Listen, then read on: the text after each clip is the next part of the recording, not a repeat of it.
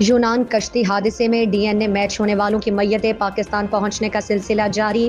15 پاکستانیوں کے D N a match ہوئے، جن میں گجرات کے 6 نوجوانوں کے نام شامل تھے۔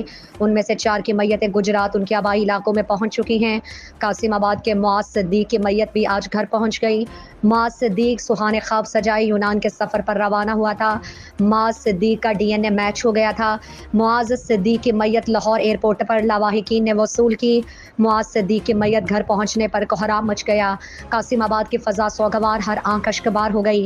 معاذ صدیق کی نماز جنازہ میں اہل علاقہ اور ہر مکاتب فکر کے افراد کی کثیر تعداد موجود تھی۔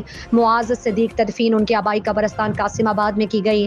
معاذ صدیق کھاتے پیتے گھر آنے کا چشم و چراغ تھا، لیکن باہر جانے کا جنون موت کے سفر تک لے گیا۔ گجرات کے ان مضافاتی علاقوں میں سب سے زیادہ نوجوان حادثے کا شکار ہوئے۔ شادیوال، لنگے، کھوجے، ٹاہلی صاحب، قاسم آباد، گوگے کی، کوٹ قطب الدین کے کئی نوجوان تاحال لاپتہ ہیں۔